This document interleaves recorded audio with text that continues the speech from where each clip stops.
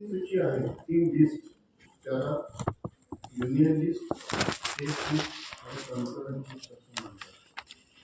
Union list मध्ये ज्या powers दिल्या त्या सेंट्रल गव्हर्नमेंटला दिलेल्या आणि स्टेट लिस्ट प्रमाणे ज्या पॉवर्स आहेत त्या स्टेट गव्हर्नमेंटला टॅक्सेस लावण्यात दिलेल्या आहेत. कन्करंट लिस्ट म्हणजे जिथे स्टेट गव्हर्नमेंट आणि सेंट्रल गव्हर्नमेंट दोन्हीही टॅक्सेस लावू शकतात. फॉर्च्युनेटली तशी कुठलाही टॅक्स असा नाहीये की जो सेंट्रलनी पण लावायला पाहिजे स्टेटनी पण लावायला पाहिजे. असा एकही टॅक्स ओव्हरलॅपिंग आपल्या राज्यघटनेत नाहीये आणि आपल्या राज्यघटनेचं वैशिष्ट्य. तर या मिळालेल्या पॉवर्स प्रमाणे when the powers are derived from the Constitution of India, then we come to the types of taxes. And as we know, taxes are of two types, direct tax and indirect tax. Direct tax म्हणजे काय की जो तुमच्यावरच लावलेला आहे, तुमच्याच खिशातनं वसूल केलाय, त्याला डायरेक्ट टॅक्स म्हणतात. ते आपण सगळं पुस्तकात बघितलं असेल तर त्याच्यावर वेळ घालवणार नाही. इनडायरेक्ट टॅक्स म्हणजे काय की टॅक्स भरण्याची जबाबदारी एका माणसाची पण त्याचं बर्डन दुसऱ्याच माणसावर येतं, त्याला इनडायरेक्ट टॅक्स म्हणतात. आणि all types of indirect taxes, it may be customs, it may be excise duty, it may be VAT, it may be now GST.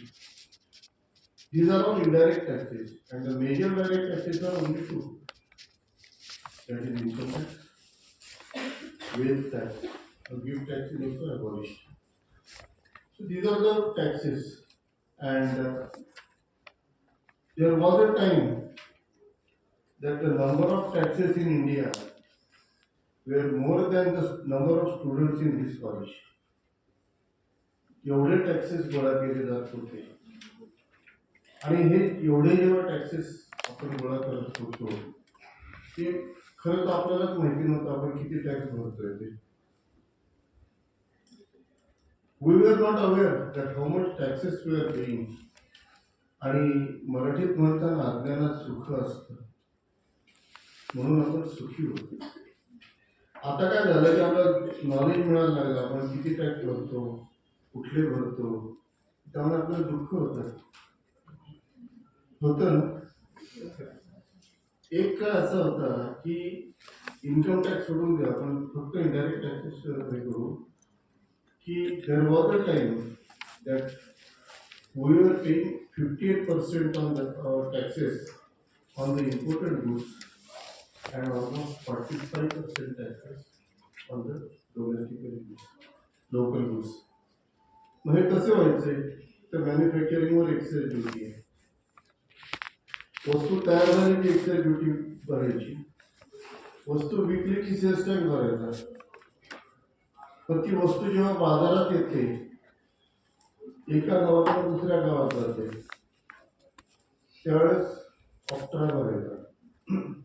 एका राज्यातून दुसऱ्या राज्यात जाते त्यात एंट्री टॅक्स भरायचा. म्हणजे सर्व्हिसेस दिल्या जायच्या त्याच्यात सर्व्हिस टॅक्स भरायचा आणि ही यादी वाढत जात होती. आणि हे जेव्हा सरकारच्या लक्षात आलं की आपण हे जर ह्याच्यात सुसूत्रीकरण केलं नाही तर कुठेतरी अराजक माजू शकेल. आणि मग म्हणून सरकारने 2002 साली डॉक्टर विजय केळकर जे पुण्याचेच आहेत म्हणजे याच संस्थेचे माजी विद्यार्थी आहेत त्यांच्या अध्यक्षतेखाली टॅक्स रिफॉर्म्स कमिटी नेमली. याच्यापूर्वी पण टॅक्स रिफॉर्म कमिटी होत्या, म्हणजे इन्कम टॅक्ससाठी डॉक्टर राजा चेल्लई यांची टॅक्स रिफॉर्म कमिटी होती, इनडायरेक्ट टॅक्ससाठी पार्थसारथी शोम यांची टॅक्स रिफॉर्म कमिटी होती. आणि दोन्ही कमिटींनी कस्टम्स एक्साइज मध्ये कशी सुधारणा करता येईल हे पार्थसारथी शोमने सांगितलं, इन्कम टॅक्स मधल्या सुधारणा डॉक्टर राजा चेल्लई यांनी सांगितलं. त्यानंतरही कालावधी गेला आणि जसजसा टॅक्स बेस वाढत चालला तसतसं पुन्हा एकदा टॅक्स रिफॉर्मची गरज भासायला लागली. आणि म्हणून डॉक्टर विजय केळकर यांच्या अध्यक्षतेखाली आधी डायरेक्ट टॅक्स रिफॉर्म कमिटी स्थापन झाली आणि मग त्यांनी इन्कम टॅक्सच्या रिटर्नचं सुलभीकरण आणि अशा बरेच सुधारणा सांगितल्या की ज्याच्यामुळे टॅक्स बर्डन कमी होईल लोकांवरचं. आणि मग त्या समितीचा रिपोर्ट सादर झाल्यानंतर again doctor Vijay Kelkar was appointed as the chairperson of the tax reform committee in indirect taxes. That is in 2002. Dr. Vijay Kelkar is a well-known economist, and first time he suggested that there has to be a one nation, one tax. And when he started talking about one nation, one tax, then the idea of goods and services tax came into the book. So GST was first time it was mooted by Dr. Vijay Kelkar in 2002. Then the first time interchangeability of the input tax credit, or that time it was called as a same credit, was introduced in central excise and service tax. So even if you pay service tax, you were getting credit under excise, and excise duty paid credit was available to the service provider also. So the first time interchangeability of tax credit was introduced in 2004. In 2005, as Sanjay Madam explained, the concept of VAT was introduced, and then VAT and excise service tax, they had some inherent disadvantages. Number of taxes, the implementation authorities, and then government decided that we have to merge certain taxes, we have to merge certain cesses also. The proper word is subsumed, ekatrikaran, and 17 types of taxes were subsumed, 26 types of cesses, cess म्हणजे उपकर, 26 type of cesses were abolished, and then the GST was introduced from 1st of July 2017. So first of all,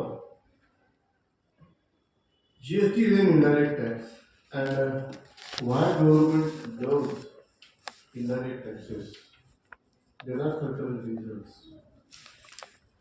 The first reason is the psychological advantage of the mental status of the taxpayers.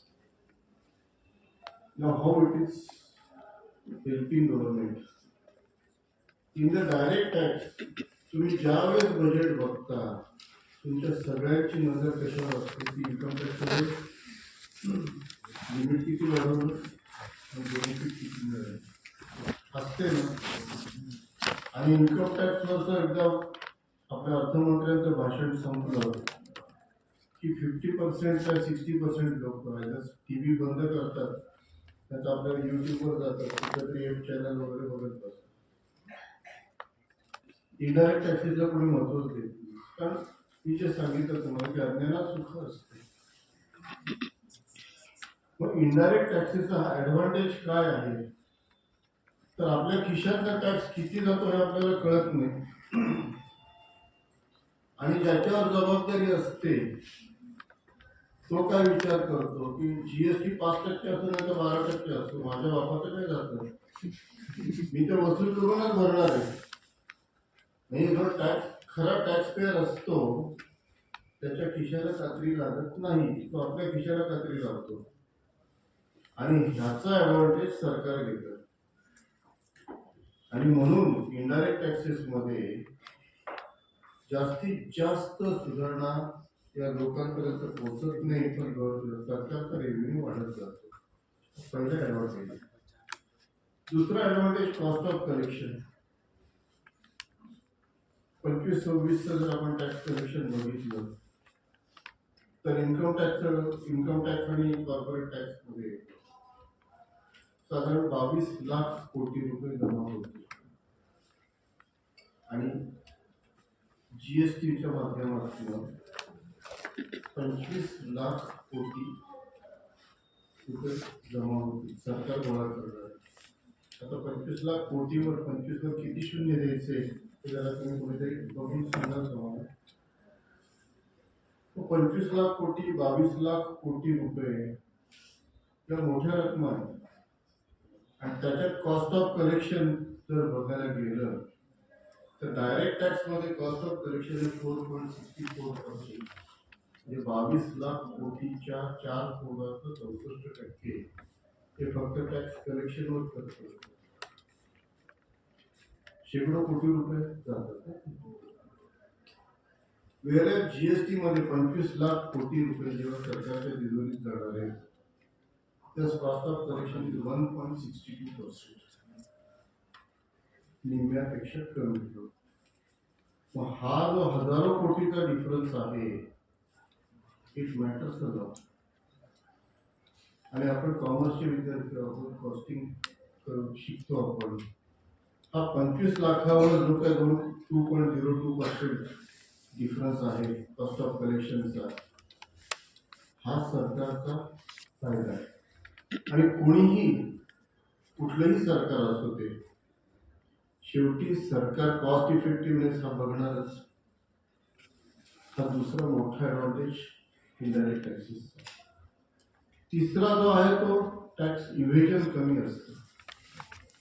Tax evasion म्हणजे काय, चोरीमाऱ्याकडून tax बुडवणं. Tax मध्ये 3 शब्द वापरले जातात, tax planning, tax avoidance आणि tax evasion. तर गैरमार्गाने tax वाचवणं याला टॅक्स इव्हेजन म्हणतात आणि ते इनडायरेक्ट टॅक्सेस मध्ये कमी डायरेक्ट टॅक्सेसच्या मानाने. तर कायदे कसे बनवलेत आणि टॅक्स इव्हेजन कमी म्हणजे काय, सरकारला जास्त उत्पन्न मिळतं. आणि या सगळ्या वेगवेगळ्या कारणांचा विचार करून सरकार टॅक्स मध्ये सुधारणा घडवण्यात येते. आता ज्यावेळेस 1 जुलै 2017ला आपण जर बघायला गेलो तर आधीच्या कायद्यांमधल्या त्रुटी या जीएसटीच्या कायद्याने काढून टाकलेल्या आहेत. मी तुम्हाला सांगितलं की प्रत्येक मुवमेंटला टॅक्स होता. आता तुम्ही ॲव्हरेज 18 ते 20 वयाचे असेल, लहानपणी कधीतरी मामाच्या गावाला जाताना तुम्ही महाराष्ट्रातनं कर्नाटकात किंवा महाराष्ट्रातनं गोव्यात किंवा महाराष्ट्रातनं मध्य प्रदेशात गेला असाल तर ज्यावेळेस स्टेटमध्ये आपण एंट्री करतो त्यावेळेस तिथे नाके असेल एंट्री टॅक्स वसूल करायला, बरोबर आहे. आणि मग आपण काय बघायचो की ट्रकवाल्याच्या रांगाच्या रांगा लागलेल्या आहेत. 3-3, 4-4 दिवस ट्रकवाले तिथे उभे असायचे एंट्री टॅक्स भरायला. आणि मग यातनं काय व्हायचं की यातनं लाच देणे पण वाढत राहायचं. जीएसटी मध्ये एंट्री टॅक्सच नाहीये. त्यामुळे हे जे आपले नाके होते प्रत्येक स्टेटच्या एंट्रीला ते निघून गेले. म्हणजेच काय झालं की मला पाठवणं ज्या ठिकाणी पाठवलं आणि जिथे पाठवायचंय त्या मधला जो वेळ होता ट्रान्सपोर्टेशन टाइम तो खूप वाचला. Millions of rupees are saved, millions of truck hours are saved. आणि पाठवलेला माल हा इच्छित ठिकाणी हा कमीत कमी वेळात पोहोचायला लागला. त्याच्या जीएसटी मध्ये एक प्रोव्हिजन आणली ई वे बिलाची. त्याच्यात विक्रेता आणि खरेदीदार या दोघांमध्ये डिस्टन्स किती आहे त्याचा अंदाज घेऊन त्या ई वे बिलाची व्हॅलिडिटी ठरवली. तर सरकारला माहिती की हा मग इथून कर्नाटकमध्ये 1 दिवसात पोहोचायला पाहिजे, तर त्याप्रमाणे ई वे बिलाची व्हॅलिडिटी ठरवली जाते. हे सरकार हळूहळू कंट्रोल करते की तुमचा माल वेळेत पोहोचायला पाहिजे. पेरिशेबल गुड्स चांगल्या अवस्थेत मिळतात. So this is the first advantage की millions of truck hours and millions of rupees are saved. Number two, tax evasion कमी झालं ना. प्रत्येक नाक्यावरचं जे पैसे देणं घेणं चालायचं ते कमी झालं. म्हणजेच काय झालं की आपलं टॅक्स इव्हेजन कमी झालं. हा सगळ्यात मोठा ॲडव्हान्टेज. दुसरा जो आहे तो म्हणजे कम्प्लायन्स. 17 प्रकारचे टॅक्सेस आणि 26 प्रकारचे उपकर. त्या प्रत्येकाचं रिटर्न वेगळं होतं. म्हणजे ॲव्हरेज कुठल्याही टॅक्स पेअरला सगळे टॅक्सेस काही सगळ्यांना लागू व्हायचे नाही, पण ॲव्हरेज 15 ते 18 रिटर्न्स प्रत्येक टॅक्स पेअरला इनडायरेक्ट टॅक्सेससाठी भरायला लागायचे आणि ते फिजिकली जाऊन सबमिट करायचे. आपण एका टॅक्स पेअरला जरी म्हटलं की 15 ऑफिसेसमध्ये जायचंय 15 रिटर्न्स घेऊन, तर त्याला 15 एनओज घेऊन जायचे. त्याच्यात गांधीजींचं चित्र असायचं. ते सगळं बंद झालं ना. 15च्या ऐवजी एकच झालं. नोटा किती ठेवायच्या तो भाग वेगळा आहे, तो आपण इथे बोलायला नको, नंतर भेटू तेव्हा बोलू. पण 15 ठिकाणी जाणं हा जो वेळ होता, 15 रिटर्न्स भरणं याच्यात जो वेळ जायचा तो वाचला. म्हणजे जे सरकारचं उद्दिष्ट इज ऑफ डुइंग बिझनेस तेही काही प्रमाणात यशस्वी झालं. तिसरा जो महत्वाचा मुद्दा आहे की इज ऑफ डुइंग बिझनेससाठी पूर्वी बिझनेस करणं फार अवघड होतं. त्याचं कारण काय आहे की प्रत्येक राज्यात व्हॅट सेल्स टॅक्सच्या प्रोव्हिजन्स वेगळ्या होत्या, रेट्स वेगळे होते. फॉर एक्झाम्पल, काही राज्यांमध्ये सेल्स टॅक्स 0% होता. पर्टिक्युलरली जे स्पेशल स्टेट्स आहेत त्याच्यात सेल्स टॅक्स 0 होता. गोव्यात 5% होता, महाराष्ट्रात 14.5% होता, तामिळनाडूमध्ये 16% टॅक्स होता. व बिझनेस करणं या वेगवेगळ्या टॅक्सच्या रेट्समुळे खूप अवघड जायचं. आता जीएसटी झालंय काय, वन नेशन वन टॅक्स. तुम्ही भारतभर कुठेही सगळीकडे टॅक्सच्या प्रोव्हिजन सारख्या टॅक्सचा रेट सारखा.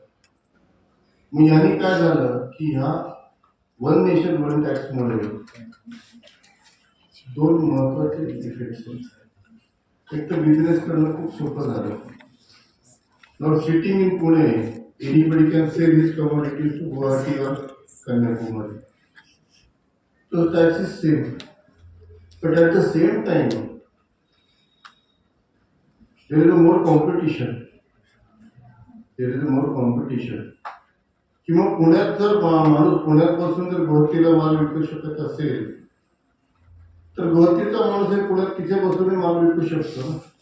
तर पुण्यातल्या लोकांना कॉम्पिटिशन वाढली, संबंध भारतभरातच कॉम्पिटिशन वाढली आणि कॉम्पिटिशन वाढली तर शेवटी त्याचा परिणाम किमतीवर पण होतो. किमती हळूहळू थोड्याशा कमी व्हायला लागल्या. सो हा पण एक ॲडव्हान्टेज आहे. सो ऑपॉर्च्युनिटी पण आहे आणि चॅलेंज पण आहे. ऑपॉर्च्युनिटी काय तर आपण भारतभर व्यापार करू शकतो. चॅलेंज काय तर कॉम्पिटिशन वाढली.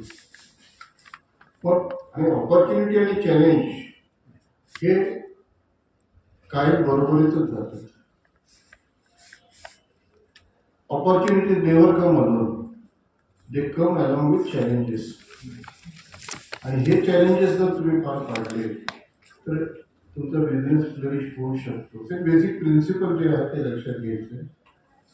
वन नेशन वन टॅक्स आपण बघितलं, व्यापार चांगला झाला. कॅस्केडिंग इफेक्ट जे संजय मॅडमनी शब्द वापरला तो खूप कमी झाला. आता कॅस्केडिंग इफेक्ट म्हणजे काय? तुम्ही कधी हिमालयात वगैरे गेला आहेत का? नाही, अजूनपर्यंत नाही गेला. निदान पिक्चरमध्ये हिमालय बघितलेला असेल ना तुम्ही, ते हिरो नाचत नाचत खाली येतात. बघितलंय ना, ज्या ते खाली येतात तेवढंच तुम्ही बघितलं, तर दुसरं काही बघितलं नाही त्याच्यात. हिमालयाच्या एखाद्या पर्वतावर म्हणजे डोंगरावर एखाद्या जर बर्फाचा गोळा असला तर तो जेव्हा टॉपवर असतो तेव्हा छोटासा असतो, आणि तो जसजसा खाली येतो पठाराकडे तो बर्फावर बर्फ अट्रॅक्ट करत येतो, आणि जास्त जमिनीवर येतो त्याच्या एवढ्या आकाराचा एवढा आकार होतो. आपल्या टॅक्सेसचं तसंच होतं. एक्साईज ड्युटी मॅन्युफॅक्चरिंगवर भरायची, मग दुसरी स्टेज काय, तयार झालेल्या वस्तू विकायच्या, मग सेल्स टॅक्स. मग सेल्स टॅक्सच्या व्हॅल्युएशनच्या प्रिन्सिपलमध्ये काय होतं की value for the purpose of payment of sales tax is basic price plus excise duty. वस्तू ही टॅक्सवर टॅक्स वाढवून 50 रुपयाला आपण हातात घ्यायची. हे जे 10 ते 50 टॅक्समुळे वाढलंय, that is called as a cascading effect. आणि under GST the valuation is simple, basic selling price. असं नाहीये की बेसिक प्लस सीजीएसटी त्याच्यावर तुम्ही एसजीएसटी भरा, असं नाहीये. All the taxes, CGST, SGST, IGST, union territory tax, all are levied on the basic price. म्हणजेच काय झालं तर कॅस्केडिंग इफेक्ट कमी झाला आणि म्हणून वस्तू स्वस्त झाल्या. आपण जर टॅक्स कॅल्क्युलेशन बघितलं महाराष्ट्रातलंच, तर महाराष्ट्रात एक्साईज ड्युटी 14.5% होती. एक्साईज ड्युटी सगळीकडे 12.5% होती आणि वॅट 14.5% होता आणि ऑक्ट्रा 3% होता.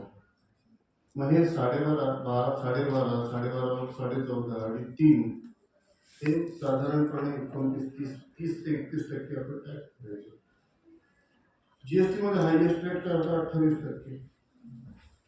म्हणजे हे टॅक्सेस मर्ज करून पहिला जर काय फक्त बेनिफिट झाला असेल आपल्याला, तर टॅक्सेस 32%च्या ऐवजी आपण 28% भरतो, आणि बऱ्याचशा वस्तूंवर तर 18%च होता, बरोबर. मग हे ज्यावेळेस टॅक्सेस कमी झाले त्यावेळेस सरकारचा उद्देश होता की all this reduction in the taxes, the benefit should be pass on to the ultimate consumer. आणि तो बेनिफिट कन्झ्युमर पर्यंत पोहोचतो की नाही याच्यासाठी स्वतंत्र प्रोव्हिजन जीएसटीच्या कायद्यात होती, सेक्शन 171. त्याला आपण अँटी प्रॉफिटेरिंग म्हणतो. What is anti profiteering? कुठलाही व्यवसाय नफ्याशिवाय चालू शकत नाही, बरोबर आहे ना. सरकारचं म्हणणं तुम्ही नफा कमवा पण नफेखोरी करू नका. नफेखोरीला आळा घालण्यासाठी अँटी प्रॉफिटेरिंगची प्रोव्हिजन आणली, जी आजपर्यंत जगात साधारण 56 देशांमध्ये जीएसटी आहे आणि त्यापैकी फक्त 14 देशांमध्ये अँटी प्रॉफिटेरिंगची प्रोव्हिजन आहे. अँटी प्रॉफिटेरिंगच्या प्रोव्हिजनमुळे सुद्धा भाववाढीवर आळा घातला जातो, कारण कायद्यानेच तो बेनिफिट कस्टमर पर्यंत पोहोचवावा लागतो. तो पोचतो का नाही हा भाग वेगळा.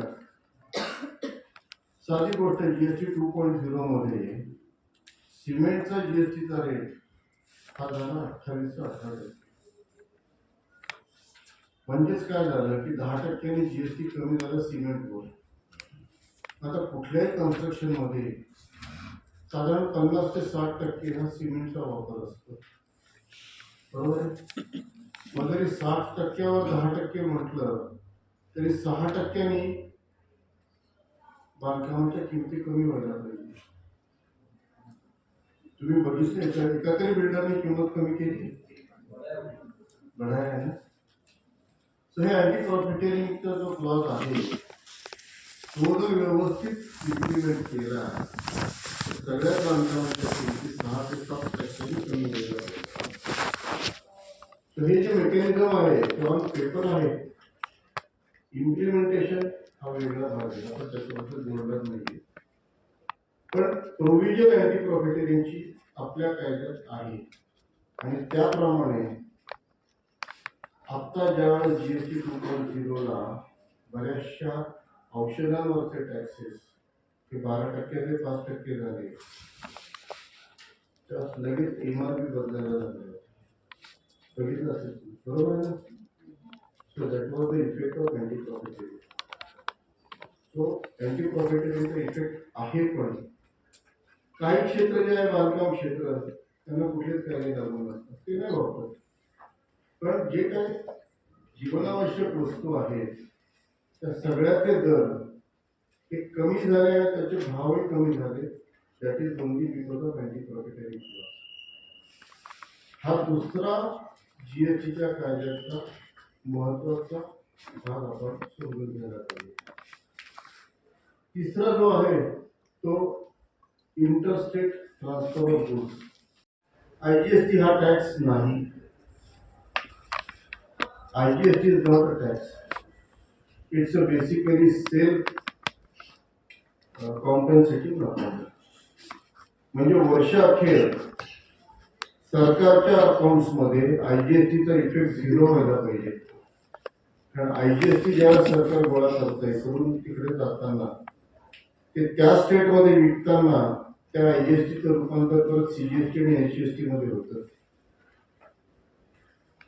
त्यामुळे आयजीएसटी हा टॅक्स नाही, इट्स ओनली मेकॅनिझम. आणि ते मेकॅनिझम भारतात सगळ्यात चांगल्या पद्धतीने राबवलं जातं. इनफॅक्ट फेडरल स्टेट आपण जेव्हा म्हणतो, Russia is also federal state, America is also federal state, पण त्यांच्यात दोन राज्यांमध्ये जे काही व्यवहार चालतात त्यांच्या तुलनेने आपला आयजीएसटी मध्ये जे काही दोन स्टेटमध्ये व्यवहार चालतात ते अतिशय चांगल्या पद्धतीने चालतात. So that is the second advantage of the GST. He interstate transfers. पूर्वी काय व्हायचं, प्रत्येक ट्रान्सफरला 2% सीएसटी लागायचा, आता तोही लागत नाही. So that is another advantage. आपण आतापर्यंत 3 वैशिष्ट्य बघितले. एक तर tax rate one nation one tax rate effect कमी झाला, अँटी प्रॉफिटेरियनचा त्रास बघितला, आयजीएसटी बघितला, आणि सगळ्यात महत्वाचं GST is a consumption based tax. आधी जीएसटी येण्यापूर्वी टॅक्स केव्हा लावायचा आणि कोणी भरायचा आणि कोणाला त्याचा फायदा मिळेल याच्या प्रोव्हिजन्स वेगवेगळ्या होत्या. आणि त्यामुळे व्हायचं काय की संबंध देशामध्ये जी प्रगत राज्य आहेत, महाराष्ट्र, तामिळनाडू, कर्नाटक, इथे मॅन्युफॅक्चरिंग जास्त आहे, गुजरात पण जास्त आहे, इथे व्यापार जास्त आहे. आणि मग ज्या स्टेटमध्ये ट्रान्झॅक्शन इनिशिएट होईल त्या राज्याला त्या टॅक्सचा फायदा मिळेल, तर त्या राज्याच्या तिजोरीत ते टॅक्सचं कनेक्शन आहे. आणि डायरेक्टली जे सांगितलं महाराष्ट्रावर आजही आहे, कारण बहुतांश व्यवसाय हे महाराष्ट्रातच होतात. आणि मुंबई जर म्हणायला गेलं तर that is basically capital of financial capital of the nation. त्यामुळे ह्या राज्याला जिथे मॅन्युफॅक्चरिंग सेक्टर जास्त आहे, जिथे सर्व्हिस सेक्टर जास्त आहे, त्या राज्यात टॅक्सेस जास्त कनेक्ट व्हायचे. एक्साइज ड्युटी मध्ये मॅन्युफॅक्चर झाले की लगेच टॅक्स एक्साइज ड्युटी पेबल यायची. सेल्स टॅक्स मध्ये सेल झाला की सेल्स टॅक्स पेबल यायचा. सर्व्हिस टॅक्स मध्ये सर्व्हिस प्रोव्हाइड केली की सर्व्हिस टॅक्स पेबल यायचा, तो त्याच्या राज्याला मिळायचा. Now the concept itself is changed. एक 180 डिग्री चेंज झालेली. GST is a consumption based tax. Now what is consumption based tax? वस्तू महाराष्ट्रात तयार झाली, पण ती कंझ्युम जर झारखंडमध्ये झाली तर त्या वस्तूच्या ट्रान्झॅक्शन पासून मिळणारा टॅक्स हा झारखंडच्या तिजोरीत जातो. म्हणून काय झालं की जे 5-6 प्रगत राज्य होते त्यांचं नुकसान झालं. कारण आधी जो टॅक्स आमच्या खिशात यायचा तो आता झारखंड, बिहार, मध्य प्रदेश या राज्यांच्या तिजोरीत जायला लागला. आणि मग हे कॉम्पन्सेट करण्यासाठी सरकारने कॉम्पन्सेशन सेस आणला होता. आता महाराष्ट्राला किती वाटा मिळतो हे जर बघायला गेलो आपण, तर 100 रुपये जर टॅक्स महाराष्ट्राने दिला सरकारला, तर त्यातले 17 रुपये 20 पैसे आपल्याला परत मिळतात आणि बाकीचे ते पैसे इतर राज्यांमध्ये वाटले जातात. आता हे 17.2 हे पर्सेंटेज कोणी ठरवलं? तर प्लॅनिंग कमिशन किंवा आता नीती आयोग हे कोणत्या राज्याला किती वाटा द्यायचा हे ठरवतात. आणि म्हणून हे जे काय आपलं नुकसान होतं त्याला कॉम्पन्सेशन सेस पहिल्या 5 वर्षासाठी आणला होता. 22 सप्टेंबर नंतर कॉम्पन्सेशन सेस ॲबॉलिश झाला. कारण सरकारला वाटलं की आता तुम्हाला भरपूर नुकसान भरपाई दिली, आता कुठे थांबवलं पाहिजे. कन्झम्पशन बेस टॅक्समुळे रिजनल ग्रोथ जी आहे त्याच्यावर फार मोठा परिणाम होतो. ज्याला आपण मागासलेले राज्य म्हणायचो, त्या राज्यांमधल्या लोकांनी वस्तू जास्त विकत घेतल्या तर त्यांना पैसे जास्त मिळतात टॅक्सचे. म्हणजेच काय झालं की रिजनल ग्रोथ बॅलन्स करण्यासाठी सुद्धा जीएसटी मेकॅनिझमचा वापर करता येतो. रिजनल ग्रोथ ही फार महत्वाची भारतात, कारण आवाढावर पसरलेला देश सगळेच सारख्या प्रमाणात प्रगत नाही आहेत. आणि त्यामुळे रिजनल ग्रोथसाठी देयर इज वन आर्टिकल 371. आपण 370 बघितलं, ॲबॉलिश केलं, काश्मीरसाठी होतं. 371 मध्ये 10 राज्य जे प्रामुख्याने डोंगराळ भागात आहेत किंवा मागासलेली होती, नॉर्थ ईस्ट स्टेट्स 7, सिक्कीम 8 झालं, हिमाचल प्रदेश होतं, उत्तराखंड होतं. ते सगळे डोंगराळ भाग आहेत. इथे मॅन्युफॅक्चरिंग किंवा व्यवसाय सुरू करता येत नाही. मग त्यामुळे नॅचरली त्यांचं उत्पन्न खूप कमी होतं आणि मग रिजनल ग्रोथला मर्यादा येत होत्या.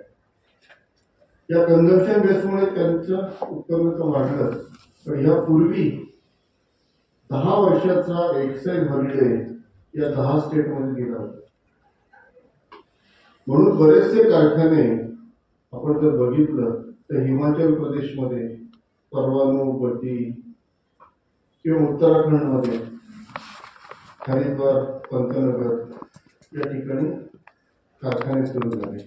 मग टाटा मोटर्स, महिंद्रा, बजाज त्यांनी आपापले कारखाने सुद्धा त्या राज्यात नेले आणि रिजनल ग्रोथला हातभार लावला. आता जीएसटी झाल्यापासून हे जे काही त्यांना स्पेशल बेनिफिट्स मिळायचे ते काढून टाकले. त्याचं कारण असं की कन्झम्पशन बेस आहे, तुमच्या लोकांनी जास्त वस्तू खरेदी करत तुम्हाला उत्पन्न मिळेल. ह्या सगळ्या विचारातून रिजनल ग्रोथ सुद्धा चॅनलाइज केले जातात. या जीएसटीमुळे काही ऑपॉर्च्युनिटीज आणि काही चॅलेंजेस पण निर्माण होते. आणि मी रिपीट करतो की opportunities never come alone, they always come with challenges. मग बिझनेसमधला काही चॅलेंजेस आहेत, काही गव्हर्नमेंटला चॅलेंजेस आहेत. आणि हे जर चॅलेंजेस बघायचे झाले तर म्हणजे ऑपॉर्च्युनिटी म्हणजे one nation one tax, challenge more competition, बरोबर. दुसरी गोष्ट चॅलेंज म्हणजे कम्प्लायन्स हाच एक मोठा चॅलेंज आहे टॅक्सपेअर्सच्या पुढे. जीएसटी रिटर्न समजून घेणं आणि जीएसटी जो आहे तो मेनली जर तुम्ही बघितलं तर 3 स्टेज लक्षात घ्यायचं: डिजिटलायझेशन आणि डिजिटल सपोर्ट. जीएसटी हा सगळा जो आहे तो आपला कॉम्प्युटरच्या माध्यमातून ऑनलाईन सगळे ट्रान्झॅक्शन होतात. तर आता ई इनव्हॉइसिंगचा जो प्रकार आहे ज्यात तनुजा मॅडम तुम्हाला डिटेलमध्ये सांगतील, आणि रिटर्नसाठी जे काही बेसिक इन्फॉर्मेशन लागते ती आपल्याला जीएसटी पोर्टलवरून डायरेक्ट मिळते. त्याच्या पुढची स्टेप जी आहे ते रिटर्नच ऑटोमॅटिक तयार होईल. त्याच्यात 2 गोष्टी झाल्या की सरकारकडे तुमची कुंडली असते सगळी. तुम्ही सेल किती केला, तुम्ही परचेस किती केलं, त्या ई इनवॉइस मुळे रिअल टाइम बेसिसवर सरकारला ती इन्फॉर्मेशन मिळत जाते. त्याला मंथली रिटर्नची पण गरज नाही. मग परचेस सेल्स किती झाले, तुमची टॅक्स लायबिलिटी किती, तुम्ही टॅक्स भरला किती, तुम्हाला इनपुट टॅक्स क्रेडिट किती मिळाला पाहिजे, हे सगळं सरकारी ऑफिसर्सला त्यांच्या जागेवर बसून कळतं. हा सगळ्यात मोठा फायदा सरकारचा झाला आहे. आणि त्यामुळे काय झालं की हे सगळं कम्प्युटराइज झाल्यामुळे जी खोटी ट्रान्झॅक्शन, फेक इनवॉइसेस व्हायचे ते कमी होणार आहे. त्याला टॅक्स इव्हेजन जे म्हणतात ते टॅक्स इव्हेजन कमी होणार आहे.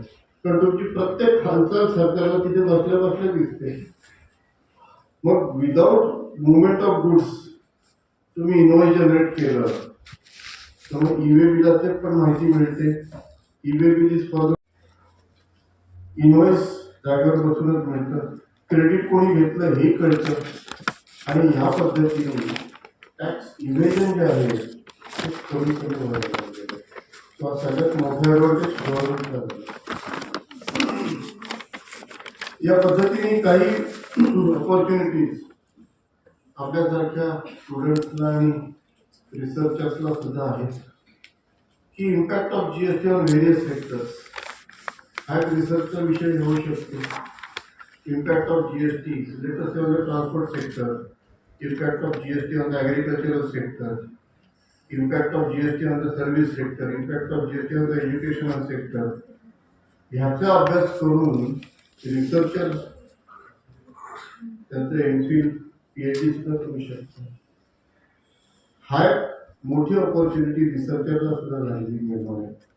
आणि ह्या पद्धतीने जीएसटी जर बघायला गेलं तर त्याचे ॲडव्हान्टेजेस जास्त आहेत, डिसॲडव्हान्टेजेस पण थोडे. सगळ्यात महत्वाचं म्हणजे टॅक्स बेस खूप वाढला आहे. आता जीएसटी 2.0 मध्ये सरकारने जीएसटीचे दर कमी केले. तर सरकारचं उत्पन्न कमी झालंय का? नाही. अर्थमंत्री म्हणाले की जीएसटीचा रेट कमी करून आम्हाला 40,000 कोटी रुपये दर महिन्याला उत्पन्न वाढेल. म्हणजे कसं काय? ही जादू काय आहे? त्या काही जादूगार नाही आहे. त्याला बेसिस असं आहे की जीएसटीचे दर कमी जरी झाले तरी टॅक्स बेस वाढलाय, नंबर ऑफ टॅक्स पेयर्स वाढलेले. एक्साइज ड्युटीमध्ये थ्रेशोल्ड लिमिट 1.5 कोटीचं होतं. 1.5 कोटीपर्यंत एक्साइज ड्युटी भरायची नाही. जीएसटी मध्ये ते लिमिट 20 लाखावर आणलंय. तुमचं वार्षिक उत्पन्न, वार्षिक टर्नओव्हर 20 लाख रुपये असेल तर तुम्हाला जीएसटी रजिस्ट्रेशन घेणं बंधनकारक आहे. आता 20 लाख रुपये भागिले 365 दिवस तर साधारण 5,000 रुपये रोज येतो. 5,000 रुपये रोज तर कोणी वडापाव विकणारा पण कमवतो, पानटपरीवाला पण कमवतो. म्हणजेच काय झालं की हा थ्रेशोल्ड लिमिट कमी केल्यामुळे टॅक्स बेस वाढला. आणि टॅक्स बेस वाढल्यामुळे जो काय टॅक्स जमा होईल तो टॅक्स रेट कमी करून सुद्धा त्याचा फायदा जास्त होतो. आणि ज्या वेळेस टॅक्स रेट कमी केला जातो तर सरकार ह्याचा अभ्यास करत असते. आणि त्याला एक प्रिन्सिपल आहे, त्याला टॅक्सेशन मध्ये नाव आहे की रेव्हेन्यू न्यूट्रॅलिटी. म्हणजे मी रेट जरी कमी केला तरी माझं उत्पन्न कमी व्हायला नको. It should be revenue neutral. आणि ह्या रेव्हेन्यू न्यूट्रॅलिटीचा विचार टॅक्स कमी करताना केला गेलेला आहे. आता या जीएसटी 2.0 मध्ये जर आपण बघितलं तर 2.0 म्हणा तर 2.0 म्हणा, त्याच्यात जर तुम्ही बघितलं तर जीवनावश्यक वस्तूंवर टॅक्स 0% आणला. साधारण आपल्याला औषधं वगैरे जे लागतात किंवा रोजच्या वापरातल्या वस्तू त्याच्यावर 5% जीएसटी डायरेक्ट ठेवले. आणि मग इतर वस्तू ज्या आहेत त्याच्यावर 18% आहे. आणि ज्या खरोखर लक्झरी आर्टिकल समजल्या जातात कार, मोटर व्हेकल्स, त्या ते 2 प्रकार केले. छोट्या कार आणि मोठ्या कार. छोटी कार म्हणजे काय की ज्याची लांबी 4 मीटरपेक्षा कमी आहे आणि ज्याच्या इंजिनची कॅपॅसिटी 1200 सीसी पेक्षा कमी आहे, ती छोटी कार, त्याला 18%.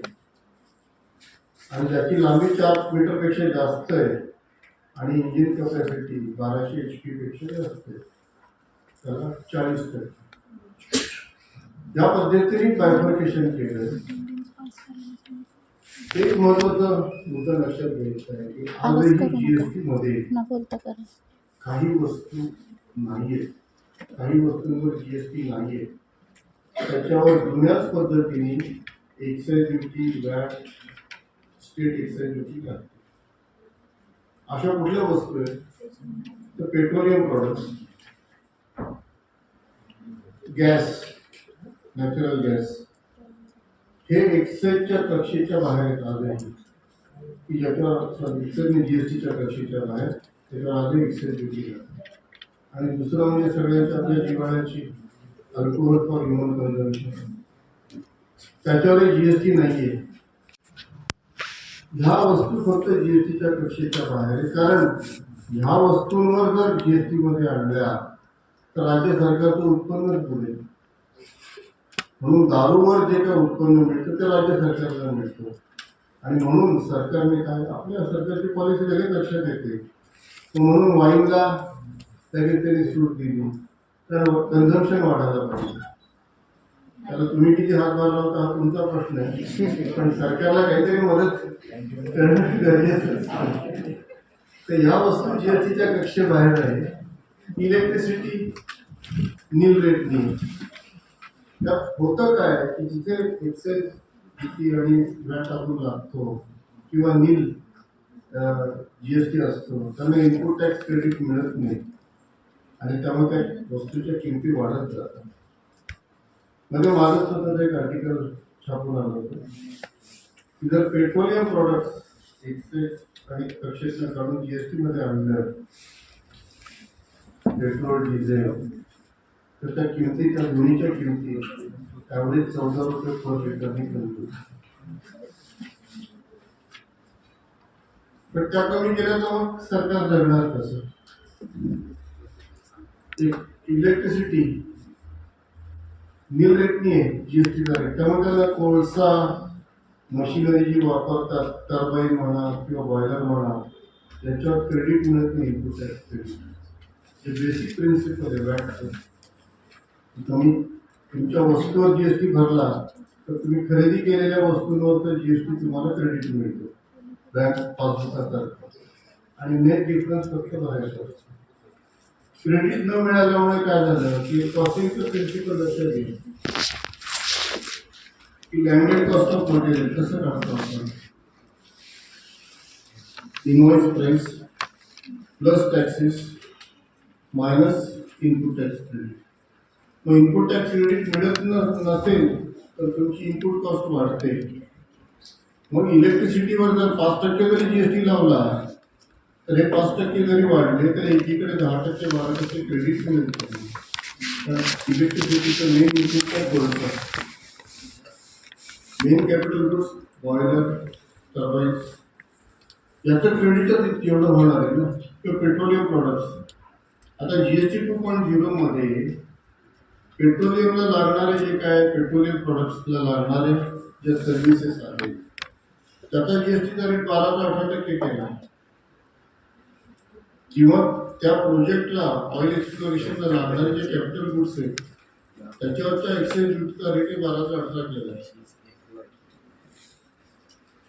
इन्फ्रास्ट्रक्चर प्रोजेक्ट, रस्ते बांधतो आपण, सरकारचे रस्ते किंवा याच्यासाठी जीएसटीचा रेट होता 12%, वर्क्स कॉन्ट्रॅक्ट तो आता 18% केला. ह्या प्रकारे होणार काय, एकीकडे तुमच्या औषधांवर 5% केला, दुसरीकडे हे वाढवलं, मग ऑटोमॅटिकली पेट्रोल डिझेलच्या किमती वाढतील, इलेक्ट्रिसिटीची किंमत वाढेल, ट्रान्सपोर्टेशन कॉस्ट वाढेल.